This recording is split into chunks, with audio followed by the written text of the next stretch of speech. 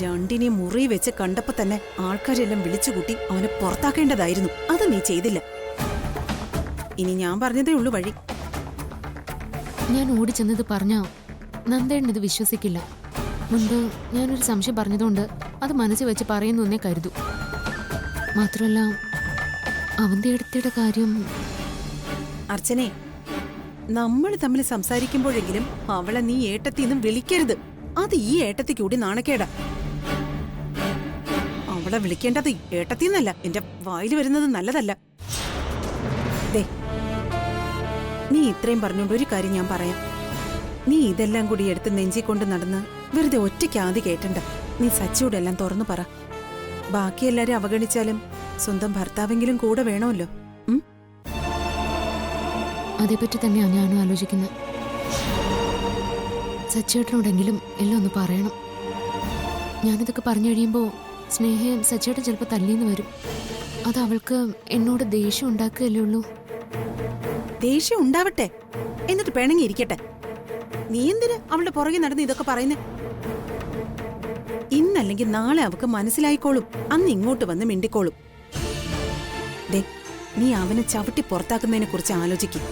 അല്ലാതെ ആ പെങ്കൊച്ചിനെ പറഞ്ഞിട്ട് കാര്യമില്ല. ഞാൻ ഇങ്ങോട്ട് വന്നതേ ആതിര തിരികെ വന്നോണ്ട് മാത്രമല്ല, നീ ഇവിടെ ഒറ്റയ്ക്കാണെന്നും നിനക്ക് സമാധാനം കിട്ടില്ലെന്നും അറിയാവുന്നതുകൊണ്ട്. ദേ, നമുക്ക് ശരിയാക്കാന്നേ. ധനുഷിനെയും സ്നേഹയും അവരുടെ പ്രേമത്തെയും ഒക്കെ ശരിയാക്കാം.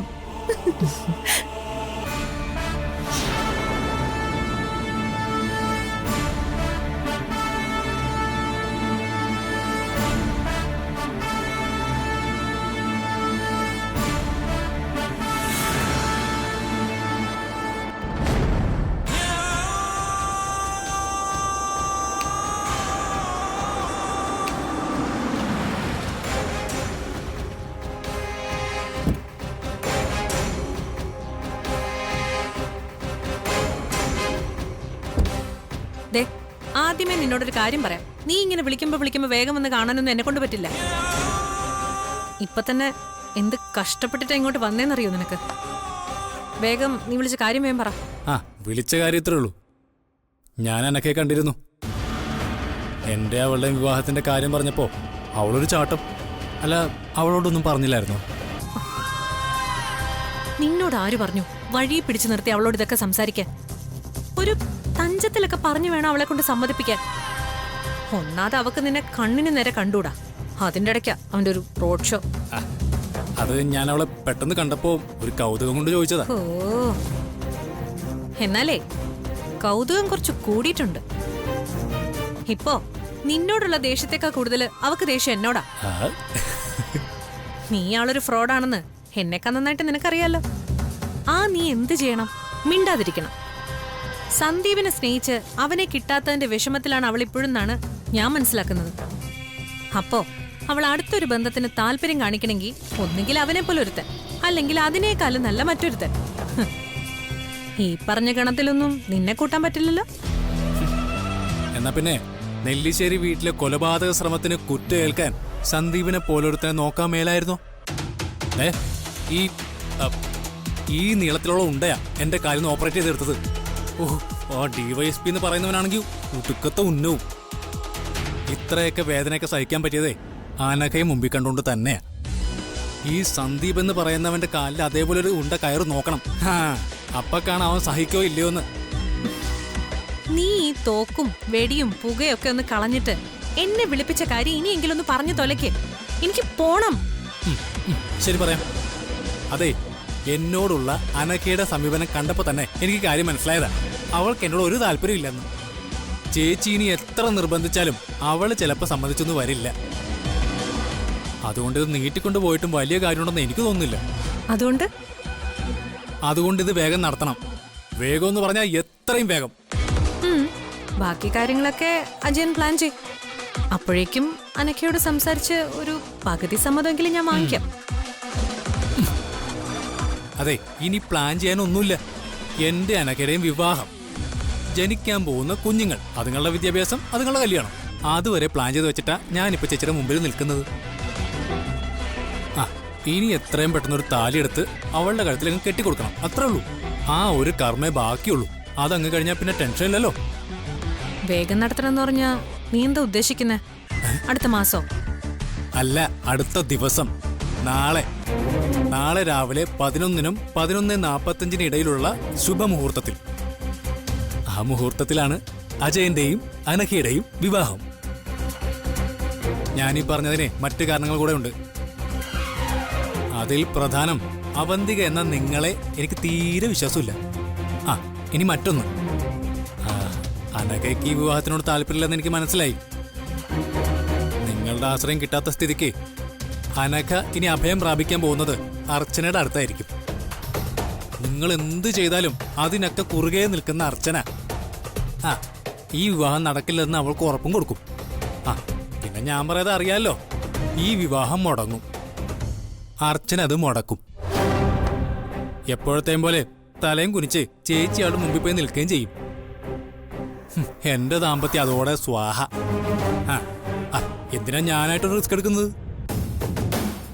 അതുകൊണ്ട് നാളെ ഒരു ദിവസം ഉണ്ടെങ്കിൽ ഈ വിവാഹം നടന്നിരിക്കണം. കാര്യം പറഞ്ഞ് മനസ്സിലാക്കിയോ ചതിച്ചോ, ഞാൻ പറയുന്നിടത്ത് അനഘയെ കൊണ്ടുവരണം. 11:45 വരെ ഞാൻ നോക്കും. പിന്നെ നമ്മൾ തമ്മിൽ കാണുന്നതേ സെൻട്രൽ ജയിലിൽ വെച്ചായിരിക്കും. ഒരു കുടുംബത്തിലെ മുഴുവൻ പേരെയും കൊല്ലാൻ നോക്കിയതിനും മറ്റു കൊലപാതകങ്ങളെല്ലാം കൂടി ചേർത്ത് എന്റെ പ്രതിശ്രുത വധവും ചേച്ചിയും കുറേ വർഷം എടുക്കും പുറലോകം കാണാൻ. കൊന്നതും കൊല്ലിച്ചതുമായതിന്റെ രേഖകളെല്ലാം എന്റെ കയ്യിലുണ്ട്. അനഘയെ കൈമാറുന്ന സമയം അതെല്ലാം ഞാൻ ചേച്ചിയെ ഏൽപ്പിക്കും. പിന്നെ വെറുതെ ഓരോ വാശി കാണിച്ച് എന്തിനാ ചേച്ചി ഇരുമ്പഴി വാങ്ങുന്നത്? ഒന്ന് ജയിലിൽ കയറി ഇറങ്ങിയാലേ ഇപ്പൊ കിട്ടുന്ന ഈ ആഡംബര ജീവിതമൊന്നും പിന്നെ കിട്ടില്ല. ആരും ഒരു വിലയും തരികയില്ല. ചേച്ചി എന്നെ ഓർത്തോക്ക്. ഈ പകിട്ടിലും പത്രാസിലും നെല്ലിശ്ശേരിയിലെ അവന്തികയായിട്ട് ജീവിക്കണോ, അതോ ജയിലിലെ ഏതെങ്കിലും ഒരു സെല്ലിൽ 2 അക്ക നമ്പറിൽ ജീവിതം ബാക്കി ജീവിച്ച് തീർക്കണോന്ന്? ചേച്ചി വന്നപ്പോ തിരികെ പോകാൻ എന്താ അത്യാവശ്യമായിരുന്നു? ഇപ്പൊ കണ്ടില്ലേ തിരക്കൊന്നും കാണിക്കാത്തത്. അതെ, എല്ലാം ഇത്രയൊക്കെ ഉള്ളൂ. ഇനി ചേച്ചിയുടെ തിരക്കൊക്കെ നാളത്തെ കല്യാണത്തിന് വേണ്ടിയിട്ടായിരിക്കണം. അനിയത്തിയുടെ കല്യാണത്തിന് വേണ്ടിയുള്ള ഒരു ചേച്ചിയുടെ തിരക്ക്.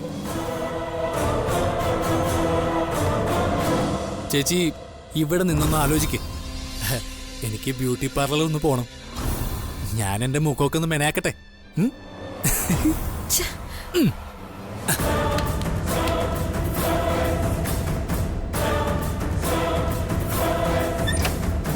Bye bye.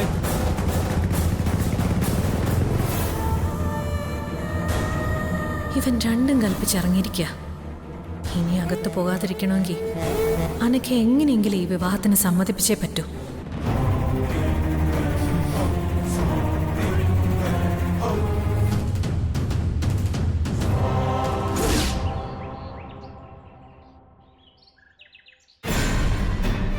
ഞാൻ പറഞ്ഞത് തന്നെയല്ലേ ശരി?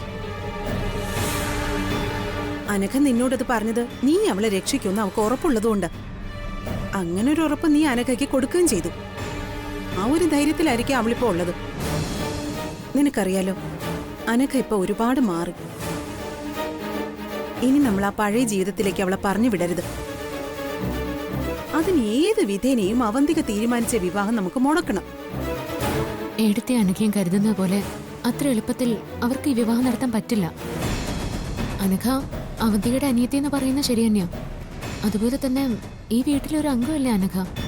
എത്ര മറച്ചു വെച്ചാലും ഒരിക്കലും എല്ലാവരും എല്ലാം അറിയും. അവന്തിക എന്ന സ്ത്രീ കാണിക്കുന്ന പല മണ്ടത്തരങ്ങളിൽ ഒന്നായിട്ട് ഇതിനെ കണക്കാക്കിയാൽ മതി. നീ ഒന്ന് ആലോചിച്ച് നോക്കിയേ, അനഘയ്ക്ക് ഈ വിവാഹം മുടക്കാൻ എത്ര എളുപ്പം. സേതു അച്ഛനോടോ നന്ദേട്ടനോടോ ഒരു വാക്ക് പറഞ്ഞാൽ മതി. എന്നിട്ടും അവരാരെയും അറിയിക്കാതെ നിന്നോട് വന്ന് രഹസ്യമായി ഈ കാര്യം ആവശ്യപ്പെട്ടത് എന്തിനാ? മറ്റാരെങ്കിലും അറിഞ്ഞാൽ അത് ഏറ്റവും കൂടുതൽ ബാധിക്കുന്നത് അവന്തികയെ, അതുവഴി അനഘയെ. ഏട്ടത്തി,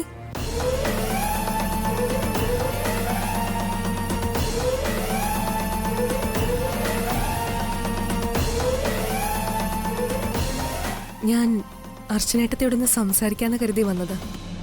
എന്താ മോളെ, എന്താ കാര്യം?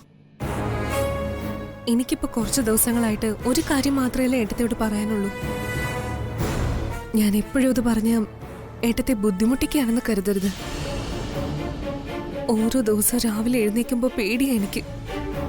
ചേച്ചി എന്താ തീരുമാനിച്ചിരിക്കുന്നതെന്നോ എപ്പോഴാ തീരുമാനിക്കുന്നതെന്നോ ഒന്നും അറിയില്ലല്ലോ. ചിലപ്പോ ചേച്ചി ആ സമയത്തായിരിക്കും പറയുക. പിന്നീട് എനിക്ക് ഒന്നും ചെയ്യാനും പറ്റില്ല.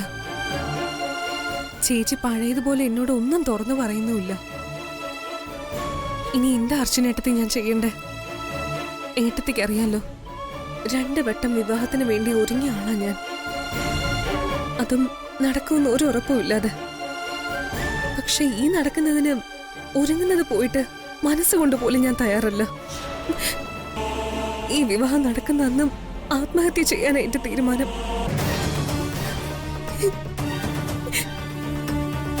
മരിച്ചു ജീവിക്കുന്നതിനേക്കാൾ നല്ലത് ജീവിതം മടുത്തു എന്ന് തോന്നുമ്പോ നമ്മളായിട്ട് അവസാനിപ്പിക്കുന്നതല്ലേ നല്ലത്. ഞാൻ അവസാനമായി പ്രതീക്ഷ അർപ്പിച്ചിരിക്കുന്നത് അർച്ചനേട്ടത്തിയില്ല. അതും നഷ്ടപ്പെട്ടു എന്ന് തോന്നുന്ന സമയത്ത് പിന്നെ എന്താ വേണ്ടതെന്ന് ഞാൻ മനസ്സിൽ കണ്ടിട്ടുണ്ട്. ഇന്നും എന്റെ വാശികൾ ജയിക്കണമെന്നേ ഞാൻ കരുതിയിട്ടുള്ളൂ. അതിനുവേണ്ടി എന്തും ചെയ്യാൻ മടിയില്ലാത്ത എനിക്ക് മറ്റൊന്നും ഒരു പ്രശ്നമല്ല. നീ അതിനെക്കുറിച്ചൊന്നും ആലോചിക്കണ്ട. ഇപ്പോൾ ഉള്ള നിന്റെ വിശ്വാസം നീ കളയുകയും വേണ്ട. നിന്റെ ചേച്ചി എന്താണോ കരുതിയിരിക്കുന്നത് അത് നടക്കില്ല. അത് ഞാൻ നിനക്ക് മുമ്പേ വാക്ക് തന്നതാ. ആ വാക്കിന്ന് ഞാൻ മാറില്ല. നീ വരുന്നതിന് മുൻപ് ഞങ്ങൾ സംസാരിച്ചുകൊണ്ടിരുന്നത് നിന്റെ കാര്യം. നീ പറഞ്ഞ കാര്യം ഞങ്ങൾ മറന്നിട്ടൊന്നുമില്ല. ഏത് രീതിയിലെങ്കിലും ഞങ്ങൾ ഇത് തടയും. നമ്മൾ എന്തെങ്കിലും ചെയ്യണമെങ്കിൽ അതിന് ആദ്യം അവന്തിയടുത്ത് എന്തെങ്കിലും ചെയ്യണം. അവരും മിണ്ടാതിരിക്കുന്നോണ്ട് നമുക്ക് എവിടെ തുടങ്ങണമെന്ന് അറിയില്ലെന്നേ ഉള്ളൂ.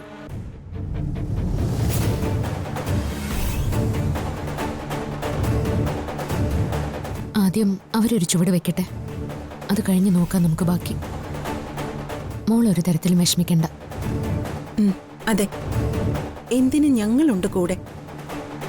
അതെ, നിന്റെ ഈ വിഷമമൊക്കെ മാറും. ഒന്നും സംഭവിക്കാൻ പോകുന്നില്ല.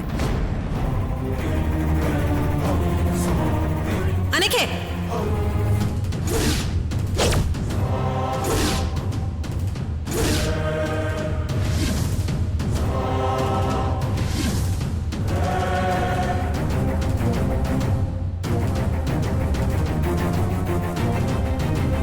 നീ ഇങ്ങോട്ട് വന്നേ. അർച്ചനടുത്ത് ഞാൻ പോയിട്ട് പിന്നെ വരാം. ദേ, നിന്നോട് ഇങ്ങോട്ട് വരാനല്ലേ പറഞ്ഞേ? നിന്റെ ചേച്ചി ഞാനാ. ഞാൻ പറയുന്നത് വേണം നീ കേൾക്കാനും അനുസരിക്കാനും. അല്ലാതെ നിന്റെ തോന്നിയാസമൊന്നും ഇവിടെ നടക്കില്ല. വാ ഇങ്ങോട്ട് വരാൻ.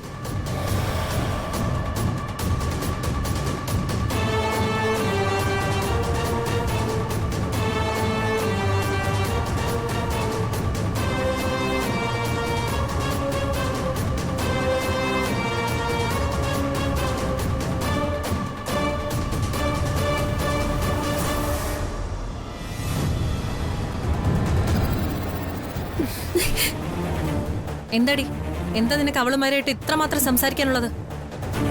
നിനക്ക് പറയാനുള്ളതൊക്കെ നീ എന്നോട് പറ. പരിഹാരം ഞാൻ കണ്ടുപിടിച്ചു തരാം. ദേ അനക്കെ, ഞാനൊരു കാര്യം പറയാം. നമ്മുടെ ശത്രുക്കളായിട്ടാ നീ കൂട്ടുകൂടിയിരിക്കുന്നത്. അതെനിക്കോ നിനക്കോ നല്ലതിനല്ലെന്ന് നീ മനസ്സിലാക്കിക്കോ. പിന്നെ ഞാൻ അജയനെ കണ്ടിട്ടാ വരുന്നത്. നിന്റെ വിവാഹം ഉറപ്പിച്ചിട്ട്. നിന്റെ ഇഷ്ടവും താല്പര്യവും നോക്കിയിരുന്നാ എന്റെ പല കാര്യങ്ങളും നടക്കാതെ വരും. ഇവിടത്തെ സന്ദീപ് എന്ന് പറയുന്ന ആണും പെണ്ണും കെട്ടവനേക്കാൾ നല്ലതാ അജയൻ. അജയൻ എനിക്ക് നിനക്ക് ഉപകാരം മാത്രമേ ചെയ്തിട്ടുള്ളൂ. ഒരുത്തിയെ പ്രേമിച്ച് വയറ്റിലുണ്ടാക്കി കൊടുത്തതിനേക്കാൾ അന്തസ്സുണ്ട് അജയന്. അവൻ മാന്യമായി നിന്നെ വിവാഹം കഴിക്കട്ടെ എന്നാ ചോദിച്ചത്. അവൻ ചോദിച്ചതല്ലല്ലോ. ചേച്ചിയുടെ ആവശ്യത്തിന് അവന് ഉപകരിച്ചപ്പോ അവൻ ആവശ്യപ്പെട്ടല്ലേ? ആ അതെ, അങ്ങനെ തന്നെ. ഇനി അവനെ കൊണ്ട് പല ഉപകാരങ്ങളും ഉണ്ടെന്ന് കൂട്ടിക്കോ. അവൻ ഇഷ്ടപ്പെടാതെ എന്തെങ്കിലും ചെയ്താ അവൻ കൊണ്ട് തിരിയും. പിന്നെ ഞാനും നീയൊക്കെ അകത്താ. വർഷങ്ങൾ കഴിഞ്ഞ് പുറത്തിറങ്ങുമ്പോഴേ ഇതിനേക്കാളും വലിയ ക്രിമിനലിനായിരിക്കും നിനക്ക് കിട്ടുന്നത്. പിന്നെ കൊലപാതകി എന്ന പേരും. അതുകൊണ്ട് ഞാൻ പറയുന്നത് നീ ഒന്ന് കേൾക്ക്. നീ അജയനെ വിവാഹം കഴിക്കാൻ സമ്മതിക്ക്. എന്നിട്ട് അവനോടൊപ്പം സുഖമായിട്ട് ജീവിക്കാൻ നോക്ക്.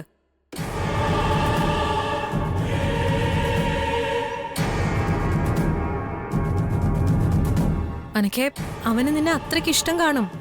അല്ലെങ്കിൽ അവൻ നിന്നെ കെട്ടണമെന്ന് വാശി പിടിക്കുമായിരുന്നോ?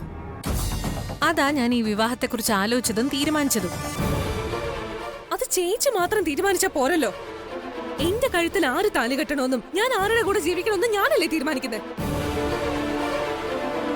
ഞാൻ ആദ്യമേ പറഞ്ഞല്ലോ, അവനെ കെട്ടുന്നാലും ഭേദം ജയിലാണെന്ന്.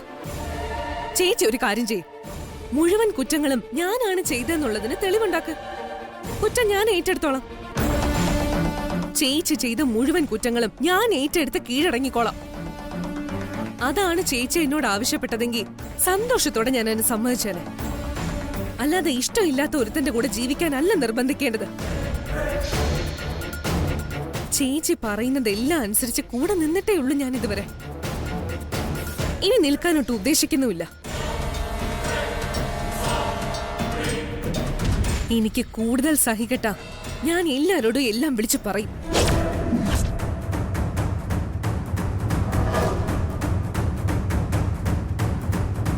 എല്ലാത്തിനും ഒരു പരിധിയുണ്ട്. അതുകൊണ്ട് ഇനി മേലിൽ ഇതും പറഞ്ഞ് ചേച്ചി എന്റെ മുന്നിൽ വരരുത്. എന്തൊക്കെ പറഞ്ഞാലും കാണിച്ചാലും ഈ വിവാഹം നടക്കാൻ പോകുന്നില്ല. അതിനു വേണ്ടി എന്റെ ചേച്ചി സമയം കളയണമെന്നില്ല. മറ്റൊന്നും പറയാനില്ലെങ്കിൽ ചേച്ചിക്ക് ഇറങ്ങി പോവാം.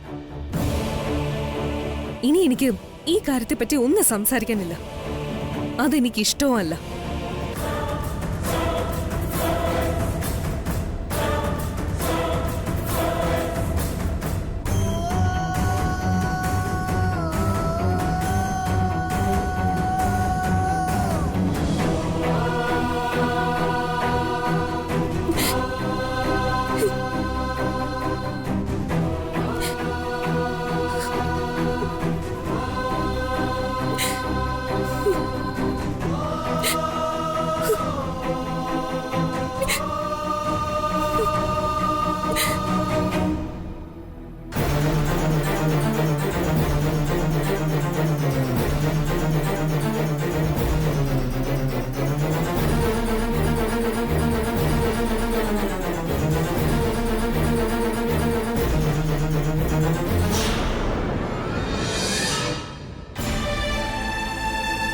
അനഘേ,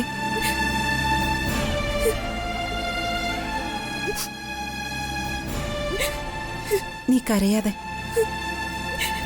ഒന്നും നടക്കില്ലെന്ന് അർച്ചന പറഞ്ഞതല്ലേ. ദേ, നിന്റെ കൂടെ ഞങ്ങളൊക്കെ ഉണ്ട്. നിന്റെ അനുവാദം ഇല്ലാതെ ആരും നിന്നെ വിവാഹം കഴിക്കാൻ പോകുന്നില്ല. നീ ധൈര്യമായിട്ടിരിക്കെ.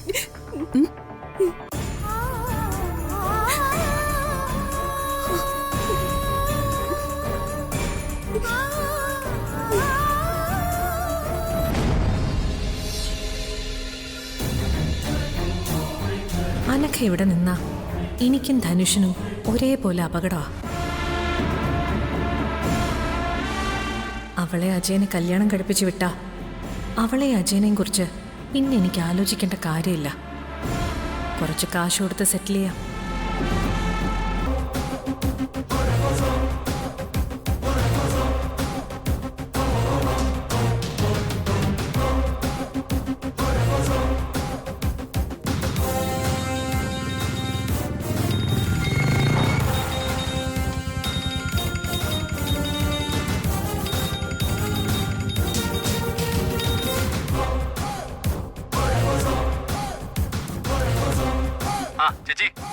ചേച്ചിയുടെ അനിയനിപ്പോ എവിടാ? ചേച്ചിയുടെ ഇത്രയും സ്നേഹത്തോടെയുള്ള ചോദ്യം കേട്ടിട്ട് എന്റെ ഉയിരെടുക്കാനുള്ള പരിപാടിയാണെന്ന് തോന്നുന്നുണ്ടല്ലോ. അല്ല, അങ്ങനെ വല്ല പദ്ധതിയും?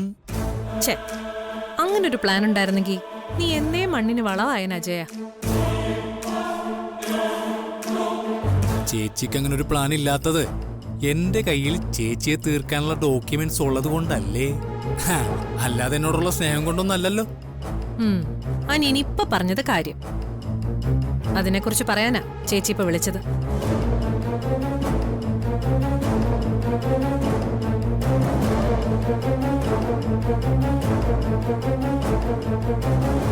നിനക്ക് നാളെ അനഘയെ കല്യാണം കഴിക്കാൻ പറ്റുമോ?